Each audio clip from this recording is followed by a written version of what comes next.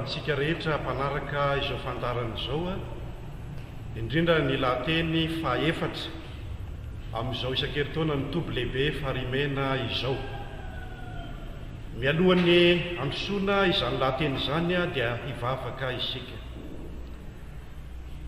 Faly misaotra anao zahay re Andriamanitra ray sy zanaka ary fanahy masina fa mahagaga loatra ny planiny famonjena izay namonjenao anay zanak'olombelona indrindra fa nomino anao fa mitondra anay ho amin'ny famaizana koa ianao indraindray ary fahababoana mihitsy aza mba hanabeazana sy hitaizananay ary andehananay amin'ilay lalana tsara voasoritrao izay lalana mitondra ho amin'ny fahasambarana mahatra mandrakizay.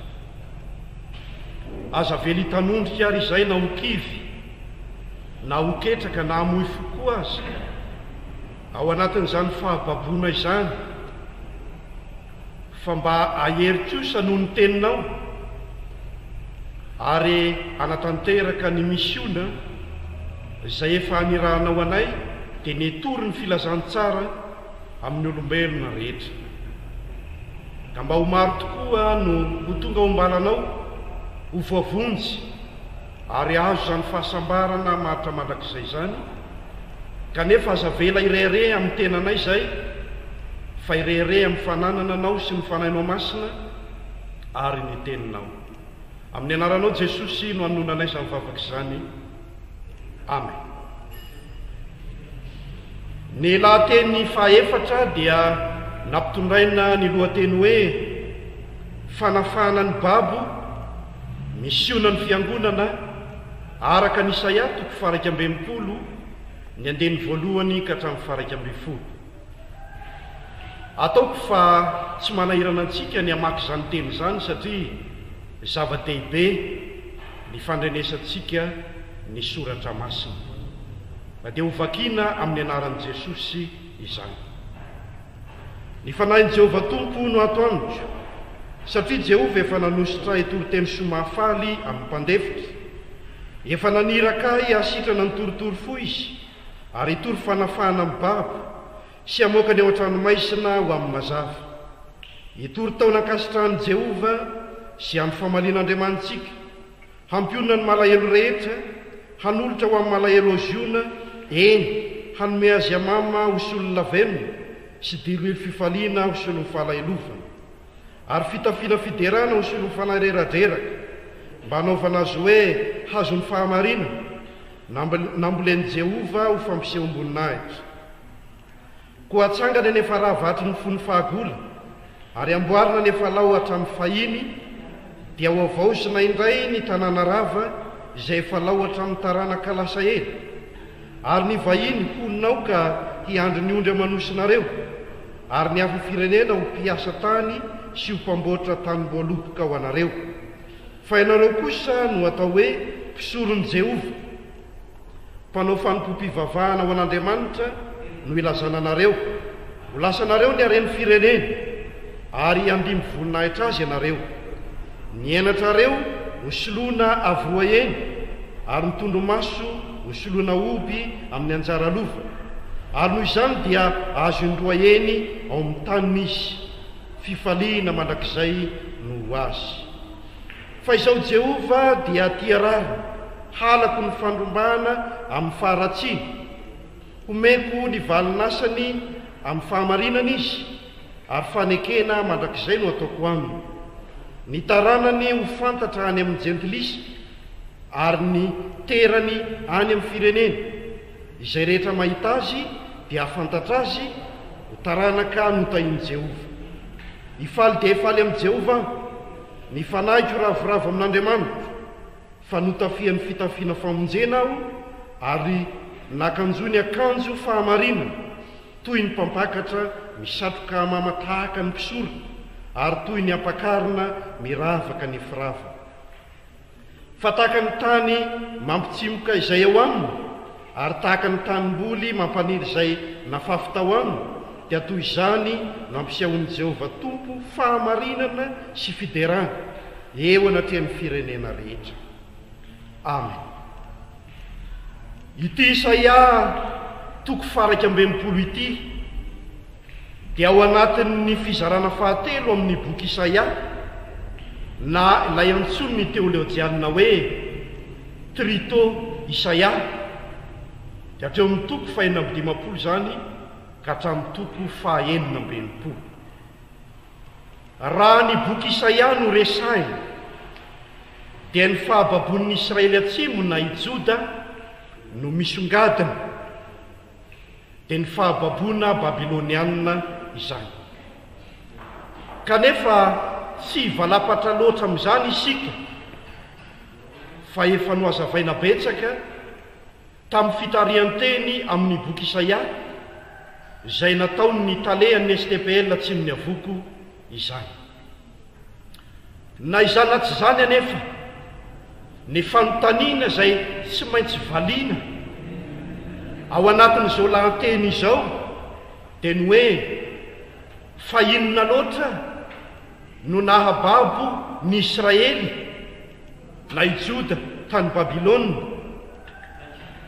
ary nanao ahoana ny endrim-pahamabona niatra tamin'ireto Israely reto, ary izay tena tiana songadina amin'izao lahanteny izao dia ny hoe nanao ahoana ilay endrim-panafahana nanafahana ny Israely babo, ary farany izay kendrena ao anatin'izao lahanteny izao dia ny hoe inona ny misiona na mision'ny fiangonana manoloana ny fahababona amin'ny endriny moderna ankehitriny. Andeha ary isika iroso avy hatrany amin'ny teboka voalohany dia ny hoe inona no antony nahababo ny Israely na i Joda. Marobe ry havana ny eloka izay tany sain'ny Isaia mpaminany ao amin'ilay fizarana voalohany, fa sokajiana araka ireto olona ireto izany eloka sy fahotan'ny Israely izany. Voalohany amin'izany ny eloky ny mpanjaka dia izy tsy natoky ny ave sy ny heriny tamin'ny politika izay narahy sy nampiasaina, fa nila famonjena, nila fanampiana tamin'ny firenena jentilisa izy noho ny tahotra ny fahavara, ary nanampitrotraka izany nanompo sampy ny mpanjakan'ny Israely. Fa teo koa ny eloky ny mpitsara sy ny mpanapaka, izy ireo izay tsy mitsara marina fa mpiray tetika tamin'ny mpangalatra. Ny teny ampiasaintsika amin'izao fotoana izao dia ny hoe tonga dahalo ambony latabatra ny mpitsara sy ny mpanapaka teo amin'ny Israely, nandray kolikoly ary nanitsakitsaka ny mahanty. Teo koa ny eloky ny mpaminany sy ny mpisorona, ary lazain'ny boky Isaia fa ireto mihitsy no voalaza fa nitarika ny olona niala tamin'ny maro, namina ny lainga fatrapilarena avokoa izy rehetra, ny vembena azo nitoka, namitaka tamin'ny teny hoe fiadanana, fiadanana, kanjo tsisy fiadanana tsiny. Ary ilay sokajy faefatra dia ny eloky ny vahoaka, izy ireo nafoya ny ave zany, nijangajanga, nanompo sampy, nanara-po tamin'ny toka, ary ny fanambaka sy ny famono. Vokatry izany eloka sy fahotan'ny Israely zany ry havana dia intelo mihitsy ave no namerina izao teny izao ao amin'ny boky Isaia. Tsy ho valiko amin'izany va izy, tsy alako fo va ny firenena tahaka izany, hoy Jehova. inona ry havana ny lesona lehibe azotsika raisina amin'ny alalany zany eloka sy fahotana ka nahababo ny Israely zany. Rehefa miala amin'Andriamanitra ny olona dia tsy manam-piarovana manoloana ny fahavalo izy, tsy manam-piarovana manoloana ny fakapanahy isan-karazany izy izay avela ty Satana. Ary rehefa nipitarika no tsy mahajoro, na dia ny ratsy ataony aza dia heveriny maro fa mety ka arahiny. Aza diny fa saro-piaro amin'ny olona ny Andriamanitra ka mamaly ny heloko ny olona ary mamavo azy. Izany indrina no idirantsika amin'ilay teboka faharoa dia ny hoe nanao ahoana ny endrim-pamabona niatra tamin'ny Israely na i Joda. Na dia niezaka nanohitra ny Babilôna aza ny Israely dia resy tosika ary niara ny loza mahatsirava.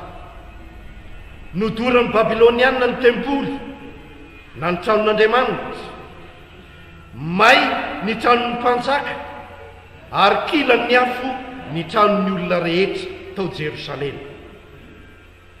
Ny fanaka rehetra tao amin'ny tempoly dia nentina tany Babilôna ary nodorany miaramila fahavalo ny manda manodidina. Nentina nakany Babilôna ny mpanjaka sy ny olon-kendry sy manam-pahaizana ary izay tsy matiny misabatra dia nentina ho babo tany Babilôna ihany koa. Ny fisainana tamin'izany ary tena nampamoy fo ny Israely dia ny fiheverana fa matoa resy izy ireo na matoa resy ny firenena anankiray dia satria resy ny Andriamanitra izay niankina. Tena voa mafy ny finoan'ny Israely ka nametra-panontaniana hoe tena Andriamanitra ny Israely ve ny tena Andriamanitra marina sao dia ny any Babilôniana? Fanontaniana mety apetratsika koa zany rehefa tojo fahoriana mafy sy fizantoetra mahamaizy. Ny tsy fantatry ny Israely dia i Babilôna mihitsy no nataony Jehovah fitaovana hamabo ny Israely. Amin'ilay antsoiny ny mpaminany hoe andron'ny Jehovah na andro ny famaliany Jehovah, andro famaliana ny fahotan'ny Israely. Kanefa koa fanantenana lehibe ho an'ireo izay matahotra sy tia an'Andriamanitra. Niteraka fahakiviana sy fahamoizam-po ho an'ny Israely ny fahababona satria ny fiheverany dia tena ny laozan'Andriamanitra izy, satria lavitry ny tempoly tao Jerosalema.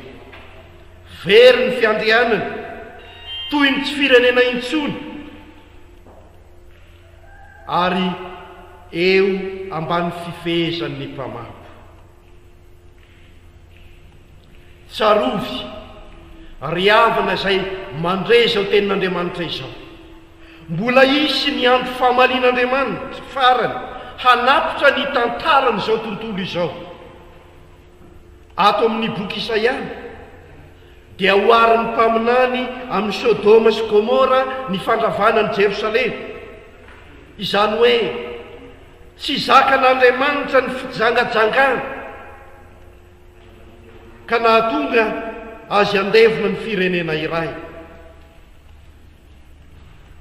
Fijangajangana koa ane no naharavan'ny fanjakana Romanina tamin'ny vanim-potoana taloha.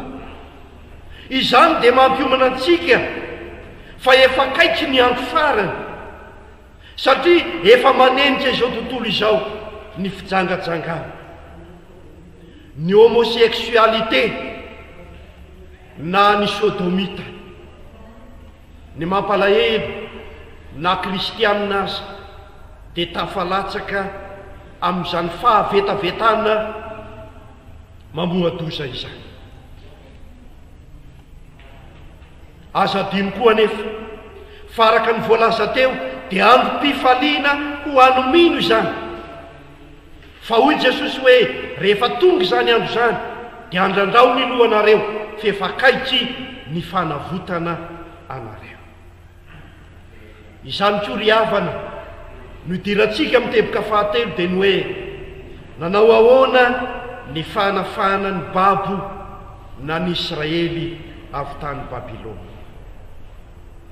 Ity fanafana ity dia antsoin'ny mpandinika maro hoe eksodosy vaovao, satria manoatra lavitra ny famakinany ranomasina mena avy any Egipta, ny fampidiana ny babo an-tanirazana hiala tany Babilôna.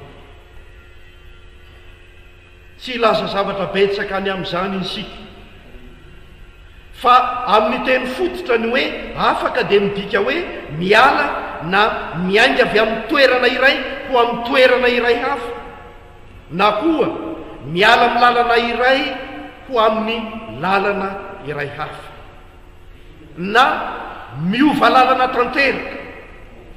Satria izao no ambarany ave amin'ny Israely babo hoe koa samia miala amin'ny lalana ratsy avy ianareo ary ataovy tsara ny lalanareo sy ny ataonareo, sy ny hoe mijanony eo an-dalana ianareo ka izao ary anontany io izay lalana masaka hatriny ela dia izay lalana mankany amin'ny tsara ka iny no izo dia hita fitsaharana ho an'ny fanahinareo ianareo. Ny endry mpanafana hita eto amin'ny Isaia 40 dia azo zaraina roa tahaka izao. Ny andininy voalohany ka hatramin'ny andininy fahafito dia milaza ny asan'ny fanahin'Andriamanitra izay ao amin'ny mpanompo, mitory ny vaovao mafaly na ny filazantsara amin'ireo sisa afaka. Izany dia filazantsara manasitrana ny areti-pahotana rehetra, filazantsara manafaka amin'ny karazam-panandevozana, filazantsara mampiorina ny finoana. Fa eo amin'ny andininy fahavalo ka hatramin'ny andininy faha 12 dia milaza ny asan'ny avetenana izay mamerina ny olona ao amin'ny fanekena sy mamerina ny olona ho afaka amin'ilay tena endrik'Andriamanitra. Tsarovy zany dia afaka fa Andriamanitra manafaka ny olona avy ao amin'ny fahababona hiverina ao amin'ny tanindrazana, dia Andriamanitra mamerina ilay fanekena na mamerina ny olony ho ao amin'ilay fanekena ny marimarina kokoa. Hoy isika tery am-piandohana hoe efa tafaverina ao Jerosalema ny Israely babo eto amin'ity Isaia 40 ity. Midika izany fa mitohy ny asa fanafahana ataon'Andriamanitra amin'ny olona, fa izay tsara tsindrina dia tsy niezaka ataontsika no maha olona afaka antsika, fa asan'Andriamanitra, asan'ny fanahy masin'Andriamanitra irery izany. Fa ny anjarantsika olona dia no manaiky ny asan'Andriamanitra ho amin'ny fibebana.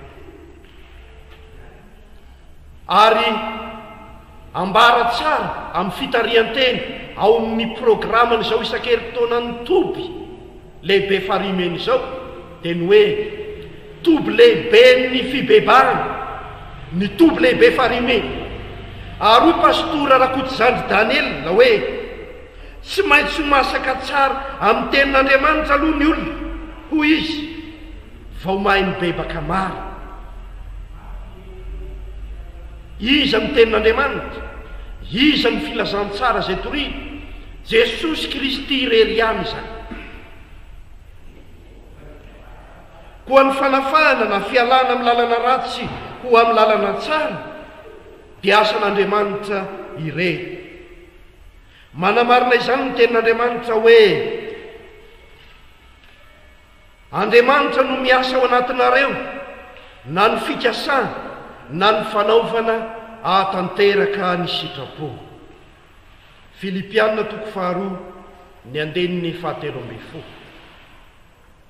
Izany koa no nasa iny Jesosy ny laza ama-Andriamanitra azy ka nangalany ity Isaia 2:2 ka hatramin'ny 2 ity hoe ny fanahin'i Jehova no ato amiko satria nanositra hitory-teny somafaly amin'ny malahelo izy, naniraka hitory fandefasana amin'ny mpifatotra izy sy fampahiratana amin'ny jambo, hanafaka izay nampahoriana hitory ny taona-kasitrahan'i Jehova. Lioka 4:9 sy ny 9. Ny asan'i Jesosy manontolo dia asa fanafana, na tamin'ny toriteny zany, na tamin'ny fampianarana, tamin'ny fanasitrana, tamin'ny famokisana ny noana, tamin'ny famoahana devoly. Arak'izany, ny asa fanafana dia asan'ny Ray sy ny Zanaka ary ny fanahy masina. Koa tsy mititra no zava-dehibe ry havana, no hoe pastoly, na mpiandry, na diakona, na ny toerana misy atsika tsirairay avy, fa ny fanaovana ny asa eo ambany fitarihan'ny fanahy masina. Tsy araky ny fahendren'olombelona na ny faiza amam-pahalalana izay mampieboebo sy manjakazaka amin'ny anjara fiandrasana, fa araka ny fitarihan'ny fanahy masina irery ihany. Mila mpitarika tena ara-panahy Andriamanitra amin'ny asa misiona izay ampanaova, satria araka ny nalarantsika azy teo dia ny nataon'ny mpitarika no nahababo ny firenena, mpitarika pilarena, mpitarika tia voninahitra, mpitarika tia kolokolo, tia toka, mpitary bato vilambava, hafa no lazainy vava ary hafa no ataony tanana, mpitarika nanompo sampy. Izany no nahababo ny zanak'Israely. Fa hoy Jesosy hoe raha ny zanaka no manafaka dia ho afaka tokoa ianareo. Izany le havana no mitarika antsika amin'ilay teboka faha-efatra farany, dia ny misionan'ny fiangonana manoloana ny fahababoana amin'ny endriny moderna misy ankehitriny. Ny lazan'ny boky Isaia Israely dia fiangonan'ny olon'Andriamanitra, nomen'Andriamanitra fanekem-pahasoavana. Koa amin'ny maha olo mifanekena azy, Andriamanitra nanome toky azy fa ho Andriamanina, ary ny Israely nataony olona. Noho izany ny anjaran'ny Israely dia niaina arak'izany fanekena izany, dia niotia sy hatahotra ny Jehova amin'ny fo sy ny fanahiny manontolo, ka handany fomba ratsy rehetra fanaony jentilisa. Mifona ao anatin'izany koa ny firahalahiana sy ny fifankatiavana. Amin'izany fiainana araky ny fanekena izany no andraisany ny fitahiana rehetra dia fiadanana, fandripahalemana, fandraisena ny fahavalo ary ny fanompona any Jehova. Tsy tanteraka nefa izany fa nivadika sy niala ny fanekena izy ireo ka tonga babo, izany hoe tafasaraka sy tonga lavitra an'Andriamanitra ka very ireo fitahiana rehetra ireo. Andriamanitra nefa fitiavana ka tsy nanarina nanadino azy velively fa nanabe sy nitaiza ary nikapokazy ihany mba hatongavany saina sy verenany tanteraka amin'Andriamanitra. Ka rehefa nibebaka indray izy ireo dia nanafaka azy Andriamanitra, satria Andriamanitra mpanafaka izy. izany no misiona n'Andriamanitra amin'ity Isaia toko faraiky ambinipolo ity. Tonga tamin'ny faratampony anefa izany misiona n'Andriamanitra izany tamin'ny fahatongavany Jesosy nofo izay nijaliany sy nahafatesany ary indrindra nitsanganany tamin'ny maty anafahana antsika babo ny fahotana. Koa ny misiona ny fiangonana dia mifototra amin'izany fanafan'Andriamanitra antsika tao amin'i Jesosy izany. Izy no votoatiny sy ivony ary antony hanaovantsika ny misiona ankehitriny. Izany koa no toriantsika. Dia nanambary izy ka naneho maromaro fa tsy maintsy nijaly sy nitsangana tamin'ny maty Kristy, ary Jesosy izay toriko aminareo ho izy no Kristy. Asan'ny apôstôly toko fahafito ambin'ny folo ny andeny fahatelo. Koa ny fiangonana sy ny mpanompon'Andriamanitra arak'izany dia fitaovana mpampiely ny misiona n'Andriamanitra araka ny voasoratra hoe: fa ianareo kosa dia taranaka voafity, fanjakam-pisora, firenena masina, olona nalain'Andriamanitra ho an'ny tena, mba ilazanareo ny atsara lay miantso anareo hiala tamin'ny maisina ho amin'ny fahazavany mahagaga. Eksodosy toko fahasivy ambin'ny folo andeny fahaenina. Ary araky ny ambara ho Petera dia ny hoe: mandehanany amin'izao tontolo izao nareo ka mitoria ny filazantsara amin'ny olombelona rehetra. Ny filazantsara koa dia mamerimberina izany mandrakariva. Raha ny misiona ny fiangonana taorina ny latsahan'ny fanahy masina ka ny ainan'ireo apôstôly nofezina indray, dia nitory sy nampianatra ny soratra masina izy ireo, nitory ny fibebahana sy finoana izy ireo, nampahery sy nampiorona ny olona tamin'ny finoana, ary nanampy sy nitarika ny olona hiala tao anatin'ny fahantrana sy ny geja samihafa mba hanana ny fiainana tsaratsara kokoa mendrika ny mahazanak'Andriamanitra. Toy izao ny voalaza amin'ny asan'ny apôstôly toko faharoa ny andiny fahatelo amby efapolo sy ny manaraka hoe: ary izy rehetra na izay rehetra niny dia ny ray toerana sady ny ombonany avokoa ny fananany rehetra, ary namidiny ny taniny sy ny fananany ka nozarainy tamin'izay rehetra nylainy avy. Izany hoe ny fankatia, ny fampiantra, ireo manana dia niantra ny tsy manana. Izany hoe lavitry ny fitiavan-tena ny fiainan'ny fiangonana sy ny misiona ny fiangonana tamin'ny fiangonana voalohany, ary izany no mahafiangonana ny fiangonana sy mahamisionaly ny fiangonana. Arak'izany le avy, ny fiainan'ny fiangonana voalohany dia tena feno fitiavana sy fanetrentena, naharitra tamin'ny fampianaran'ny apôstôly sy ny fiombonana ary ny famakinany mofo, teo indrindra ihany koa ny fivavahana. Nomeny Jesosy fahefana sy ny rainy ny fiangonana, ary na dia tsy hitany mpianatra intsony aza Jesosy, dia naniraka ny fanahy masina ampahery sy olona eo nivon'ny mpianatra Jesosy, satria efa nanome toko fa indro izao momba nareo mandrakariva ambara-pahatonga ny fahataperana izao tontolo izao. Ary koa fahazoery anareo amin'ny latsahan'ny fanahy masina aminareo ary mivavolombelo eto Jerosalema sy Jodia sy Samaria ary hatramin'ny farany tany. Ny asan'ny fanahy masina irery no mampahavokatra ny misiona ny fiangonana, ka tsy maintsy manaiky ny fitaria amin'ny fanatanterahana ny misiona ny fiangonana.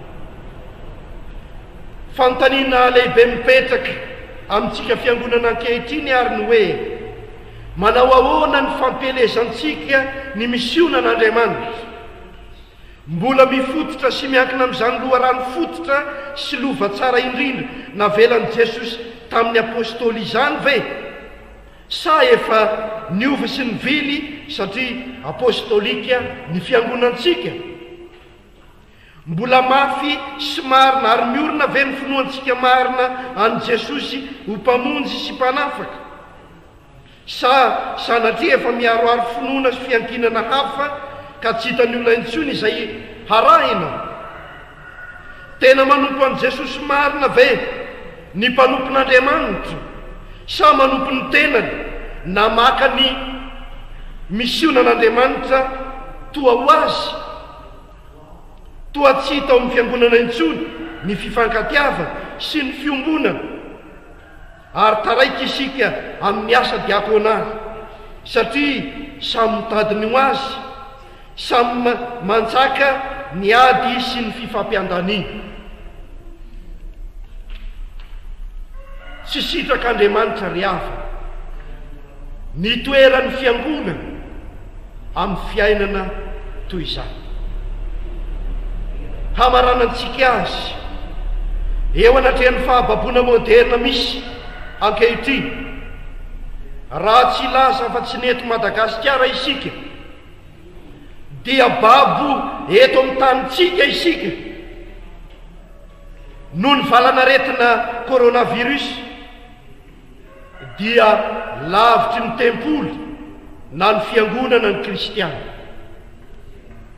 Tao anatin'ny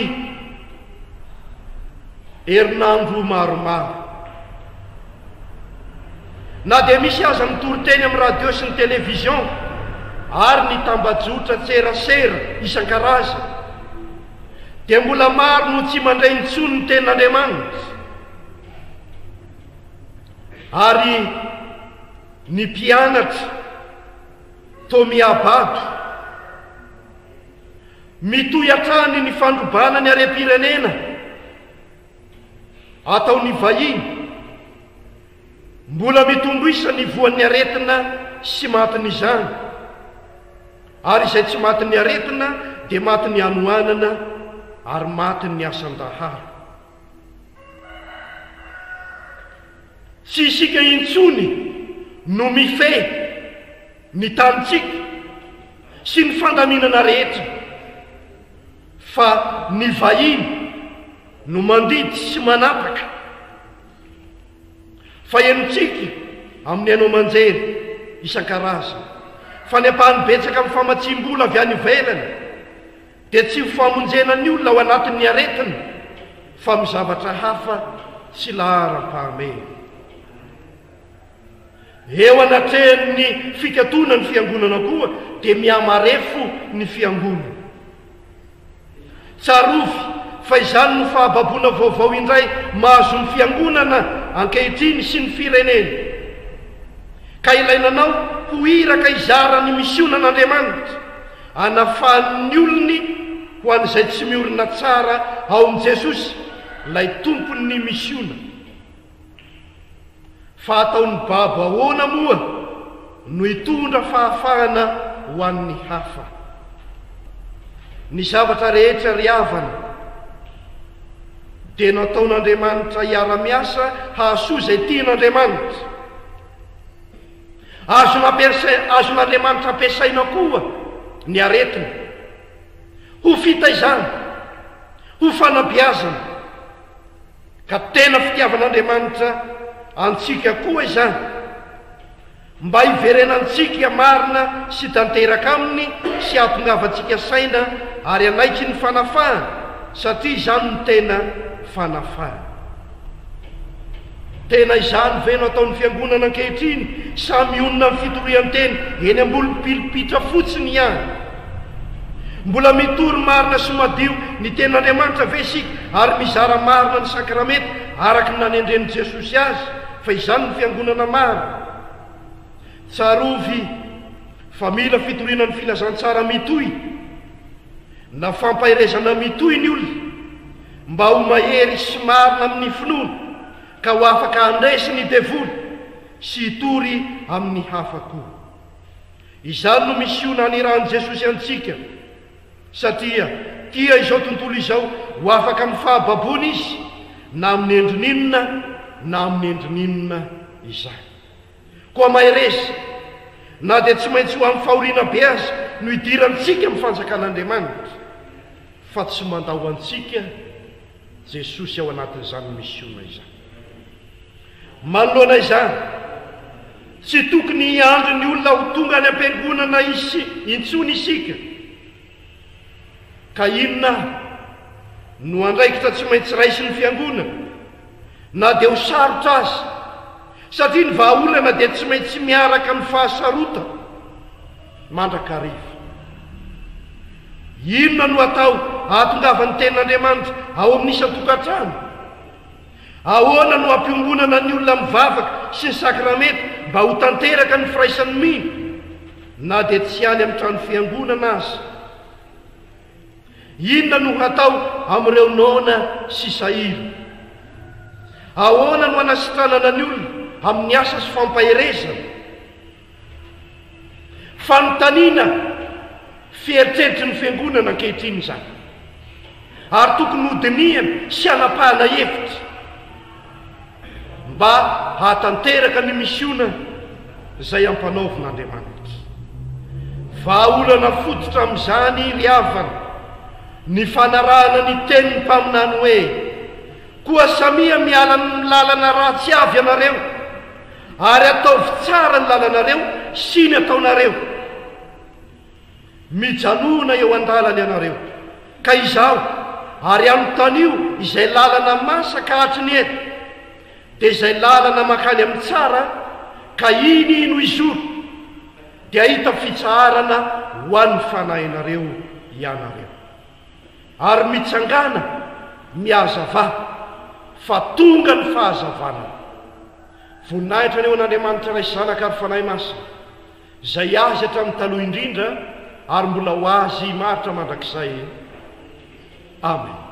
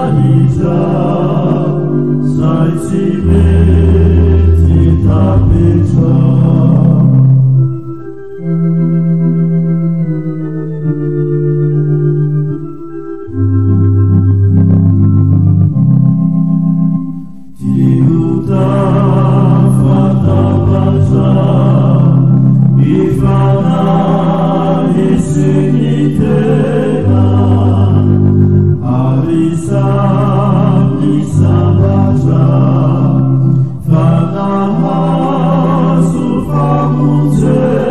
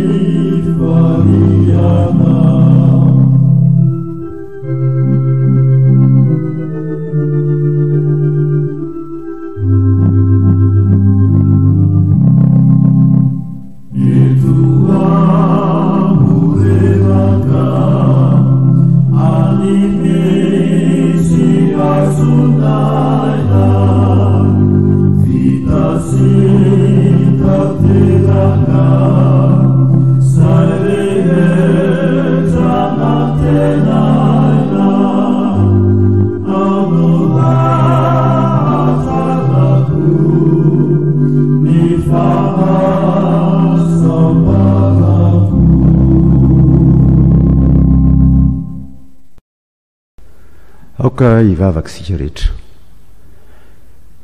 misaotranao zahay ry Jesosy tomponay mbola omenao fotoana toy izao handrenesana ny teninao ny afatrao indrindra nikasika an'izany fotoan-dehibe nanomboanao ny asanao tety an-tany izany fampatsehivana ho fananarana ho fampahirezana ilay rehetra indrindra amin'izao asa atrehina izao ko dia mangataka ny fanainao masina hitarika anay hanazava ny fomam-panahy ny saina ary indrindraindrindra ny tenanay manontolo mba izanay mandreanao dia anao dela sy niaja ny voninahitra amin'izany rehetra izany amin'ny anaranao naovana izany vavaka izany amen. Ny teny voalohany ry havako dia ny fiarabanantsika rehetra mahatratra izao isan-taona fa 470 ny toblebe farimena izao fotoan-dehibe tokoa izany ary na dia ao azy zao fiboana izao dia omen'Andriamanitra isika fotoana handrenesana ny teny fizarana izany. Misaotra ireo tompon'andraikitra rehetra amin'ny toblebe farimena na nome anjaranay amin'izao toriteny ho atrehantsika izao. Ny ten'Andriamanitra izay voatendry ho toriana amintsika ankehitriny dia izay voasoratra ao amin'ny filazantsara araka ny Lioka toko 4 ny andininy 4:40 hatramin'ny andininy 2:20. Lioka toko 4 manomboka amin'ny andininy 4:40 mipaka hatramin'ny andininy 2:20. Rehefa hitantsika dia toy izao no fivaky ny teny amin'ny anaran'i Jesosy. Dia tonga tao Nazareta izay nahabe azy izy, ary araka ny fanaony dia niditra tao amin'ny sinagoga tamin'ny andro sabata izy ka nitsangana hamaky teny.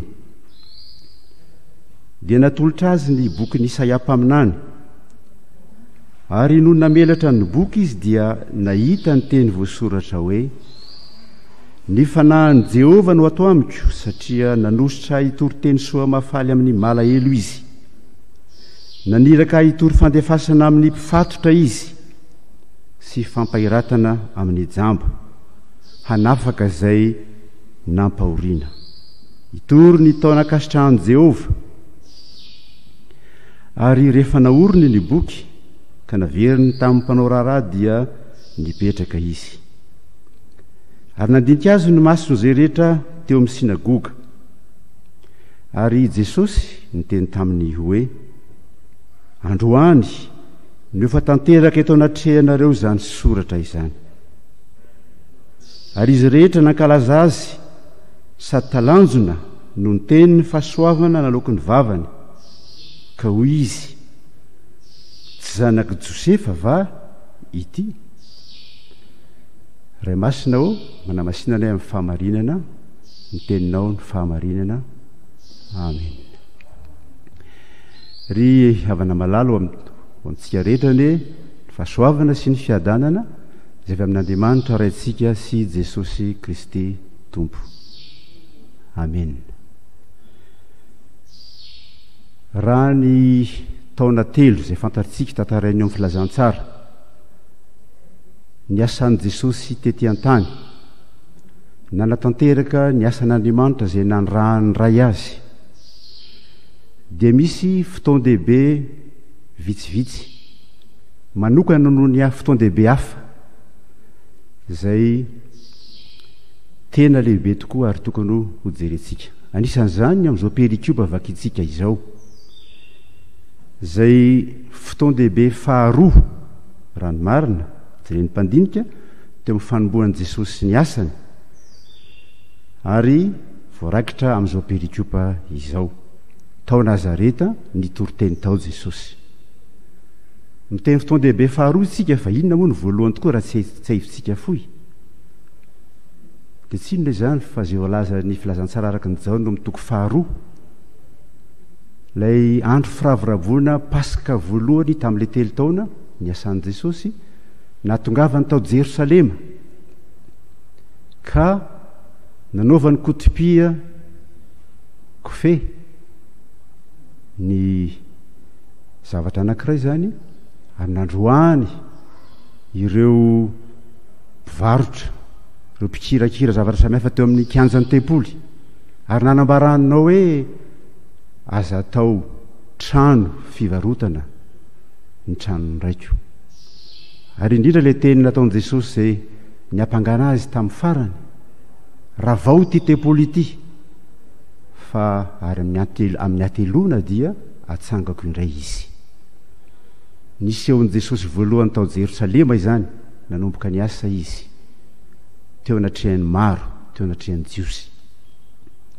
Eto dia fotoan-dehibe faharoa efa tateoriana, mety amam-bolana vitsivitsy, fa Jesosy indray any Galily. Fantatritsika fa Jesosy dia nivezivezy tokoa tamin'io toeran'io, Jerosalema, Jodia, Samaria, Galily, ary dia tsy mahagaga satria Andriamanitra dia manana zay kendreny amin'izany rehetra izany. Eto Jesosy dia mitsangana, mijoro ao amin'ny sinagoga Nazareta, nifidy ilay tenin'Andriamanitra amin'ny mpaminany Isaia toko faha 120 ny 1 sy 2. Teny malaza tamin'ny faminanian'i Isaia mikasika ny andro farany, satria afatra mikasika ny eskatolojia moa ny boky fahatelon'i Isaia, manomboka amin'ny toko faha 450. Tsy ho velantsika eto zany fa misy ray aman-dreny maro no mbola anao izany, fa hambarantsika fohy fa ny voalaza amin'izany tenin'ny Isaia mpaminany zay niaina 700 taona mahery talohan'i Jesosy Kristy, nanambarana izany teny izany.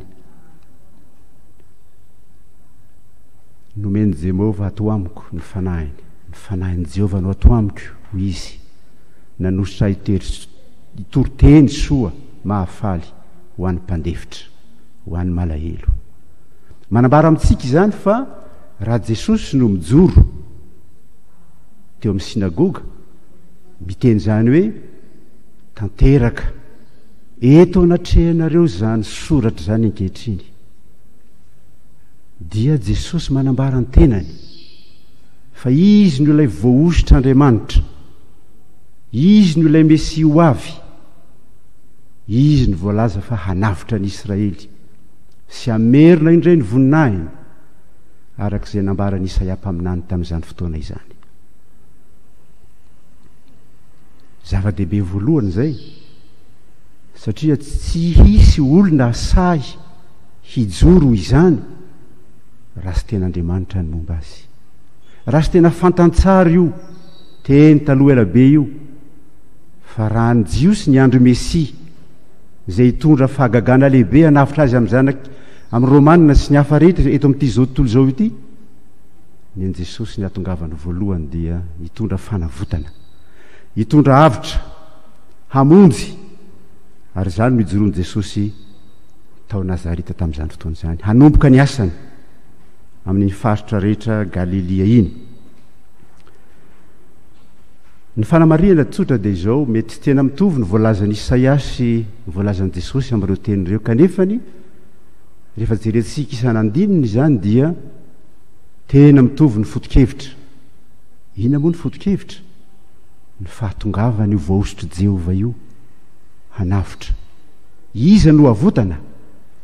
Ny malahelo, ny mpandefitra, ireo toritory fo, ireo migadra voafatotra, ireo jamba, ireo marenina, ireo ampahoriana.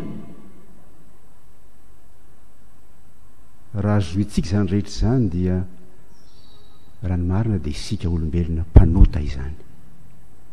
Isika olombelona zay mila tokoa famonjena satria tsy mahay manavitra ny tenantsika isika.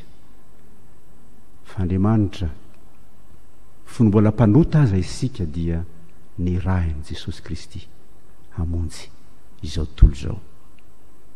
Izany no atrehantsika eto, izany mahafotoan-dehibe azy satria fotoana zay hanambarany Jesosy mialoha ny ministera zay ataony hoe iza moa izy, ary tsy zay ihany, inona no ataony, inona no asa ho ataony.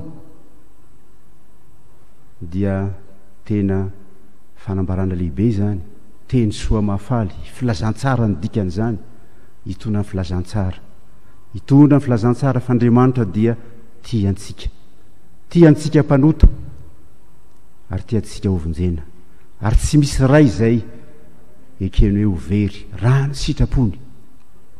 sitrapony, tsy sitrak'Andriamanitra ny averiny ratsy fanao ny tenin'Andriamanitra fa ny hibebahany. Raha ho vavahantsika ireo teny mikasika ny asan'i Jesosy nambaran'ireo zay ho ataony dia mazava ho azy arak'izany fa le fanavotana zay nambarany Isaia mpaminany na dia mipaka amin'ny vaninandro any amin'ny farany izao tontolo izao aza dia azotsika ambara fa nanomboka teo amin'i Jesosy tompo tonga tety ambonin'ny tany hanatanteraka zany asa zany dia efa manomboka ny vanim-potoana ny farany andro. Ary izany teny nataon'i Jesosy zany dia tsy sanatria teny ny teneniny fotsiny fa tena ny tanterahiny.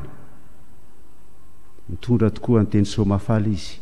Hitantsika izy raha mamaky ny filazantsara isika, mandeha mampianatra any amin'ny sinagoga mitory teny ihany, rehefa miala avy eo na mbola anatin'ny sinagoga azy misy marary tonga dia sitraniny, honena izy dia sitraniny. Ary raha mamaky ny filazantsara ny araka ny marika toko voalohany tsika, ahitantsika ny tao Kapernaoma voalohany tao reny zao tantara hitantsika izao, dia voalaza mazava ao tokoa fa Jesosy dia nampitolagaga, natalanjona ny mpiaino azy, fa ny teny tamin'ny fahefana sy ny hery izy, ary tamin'ny fahefana sy ny hery no nandidiany ny fanahy maloto ary dia mivoaka ireny. Fitoriana ny filazantsara tsy misy toy izany, tsy amin'ny teny ihany fa amin'ny hery sy ny fahefana. Ary zany no nahatonga an'i Jesosy tenireo tamin'izao perikopantsika izao, mbo fantatry ny olona fa ny atongavany dia izany, ary ny tanterahany zany fa tsy hoe teny teny tena teny ny tanterahany feno firifiry. Raha ny fiteny marika azy dia nositraniny daholo ny marary zay tonga tao aminy, navoakany ny demonia, ny jamba nampairatiny, ny marenina nataony nalady ny sofiny, zay migadra ao anatiny zany asan'ny maizina izany voafatotra dia nafahany. Izany no zava-dehibe ny tanterahan'i Jesosy ry havana. Izany tamin'ny hery sy ny fahefana, teny mamy, teny mitondra fampahirezana, fampiononana ho an'ny olona, ny tanterahany tokoa izany. Ny zavatra mahafinaritra dia mbola tanterahany zany amin'ny androntsika izao. Ao no nanambarantsika an'izany, raha ny marika toko 2:20 dia miteny mazava tsara fa Jesosy dia niara-ny asa tamin'ny mpanompony, ary nanamarina ny teny tamin'ny famantarana zay nomba azy. Mbola mitoy hatramin'ny androntsika izao zany asan'i Jesosy izany.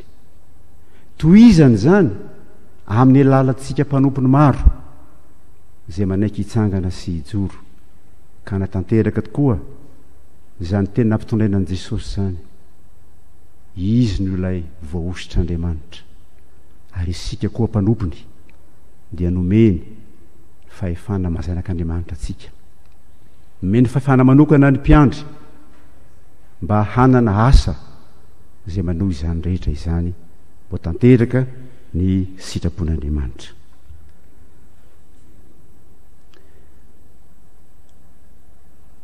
Nanahoana nefa ny nandraisan'ireo avatsika tao amin'ity sinagoga ny Nazareta ity zany teny zany, voalaza fa teny ny fahasoavana, tena nandray ireo olona ireo, hita hoe nandray izy, talanjona izy, kanefa ny nampalahelo dia raha mijery le tenin'ny farany hoe tsy zanaka Josefa va ity, dia maneho tsy finoana izany, maneho tsy finoana. Ary zay ny tena mampalahelo satria ray Nazareta zay nabean Jesosy, natongavana nanao zao toriteny voalohany zao izy, miseho vahoaka, miseho amin'ny olona, kanefa dia fanoherana no hitany tao, fanoherana. Ary dia raha toizantsika ary ny teny vakina amin'ny perikopy eto, tsy anjarantsika moa zany fa toizantsika eo aoriana eo, rehefa nanambara Jesosy mikasika ny hoe ataovy amiko zao oabolana izao, mpanao fanafody sy trano ny tenanao, zay nataonao tany amin'ny toeran-kafa tany mba ataovy eto koa. Dia nefa Jesosy dia niteny hoe na Elia aza na Elisa aza dia tsy nisy tamin'ny zanak'Israely nanaovan'ny fahagagana. Tesitra ny olona rehetra tao amin'ny sinagoga tamin'izay, ary dia noroahany Jesosy hiakatra ny tendrombohitra ary saika ho vonoiny. Fanoherana mafy zany ry havako, fanoherana izany.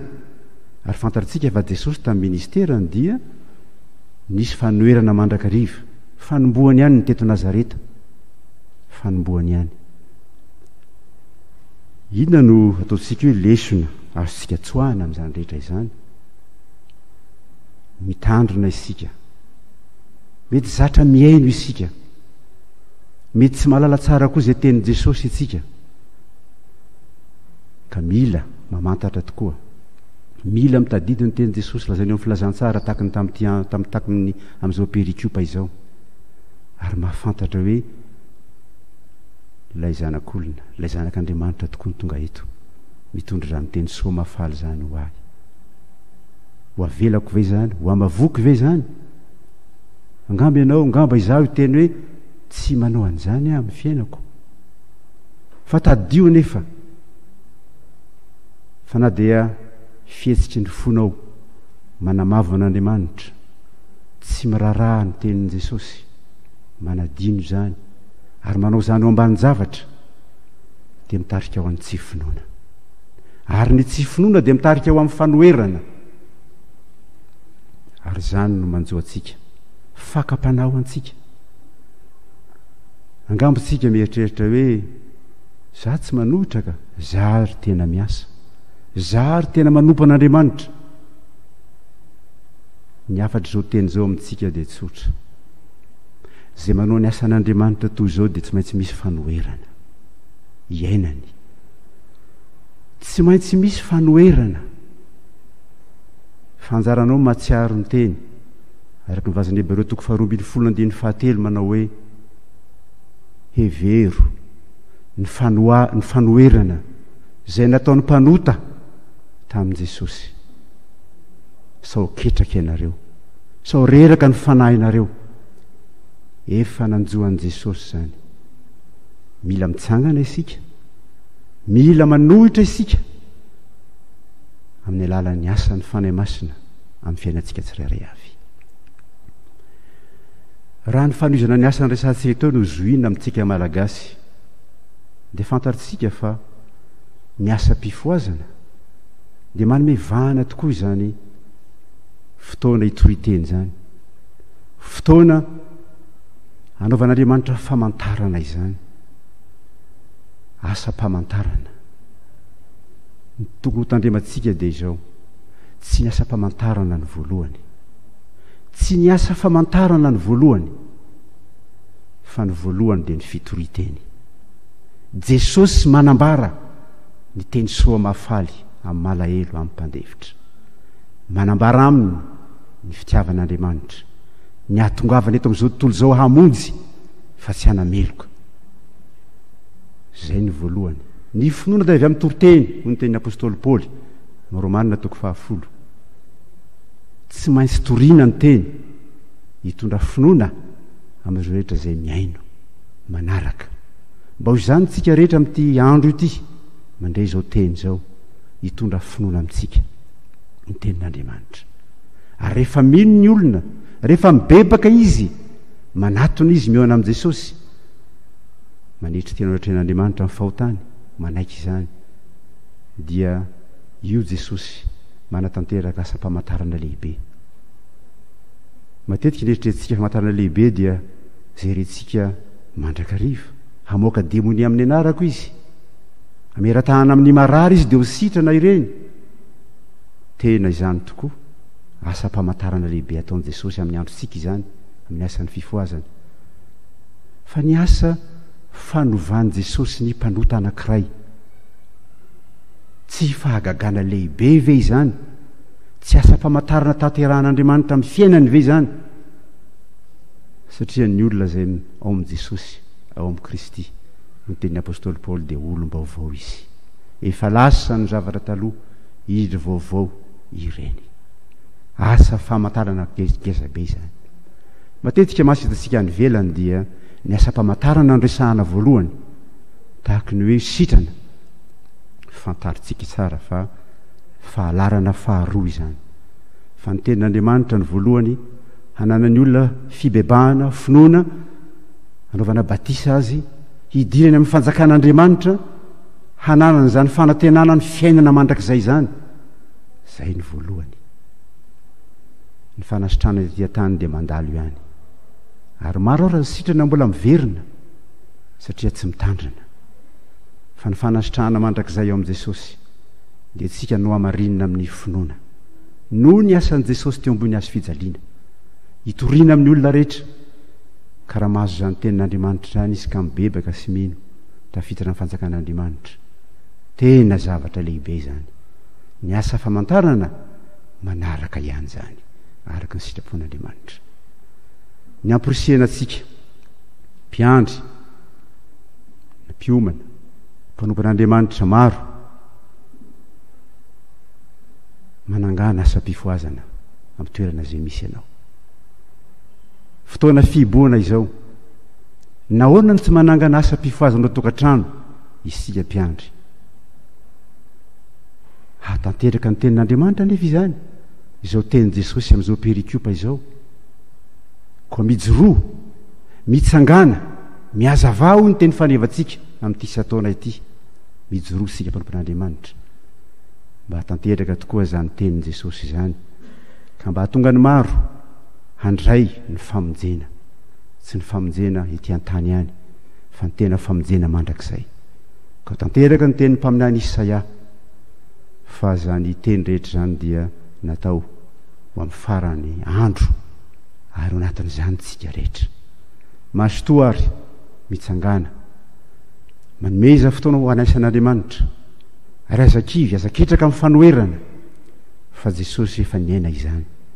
Jesosy no tena ankehitriny, tanteraka eto anatrehanareo izany soratra izany ankehitriny. Aniolana izy dia miteny any amin'ny toteny tenibohatra, azo atao tonga aho, tsy hoe tonga aho handrava ny lalàna na ny mpaminany, tsy handrava aho fa hanatanteraka. Ary zany ny tanterahan'i Jesosy tokoa, tena nanatanteraka izy ny fiainany manontolo zany. Hitantsika amin'izany rehetra zany fa Andriamanitra mitondra atsika amin'izany teny zany, mba ahafahantsika rehetra tokoa mandroso, mitsangana, mitondra ny fahazavan'i Jesosy eto amin'ity zao tontolo zao ity, mba ho voninahitr'Andriamanitra ny fiainantsika hatramin'izao koa mandrakizay. Dia ny fitahian'i Jesosy aneo amintsika rehetra, ary dia voninahitra ho an'Andriamanitra raisy sanaka sy fandriamasina zay hatramin'ny taloha indrindra ka ho mandrakizay. Raiso ny fitahiana, ny fahasoavan'i Jesosy Kristy tompontsika sy ny fahasoavana sy ny fitiavan'Andriamanitra ray ary ny fampiraisana amin'ny fanahy masina ho aminareo rehetra ny hatramin'izao ka ho mandrakizay. Amen. See you.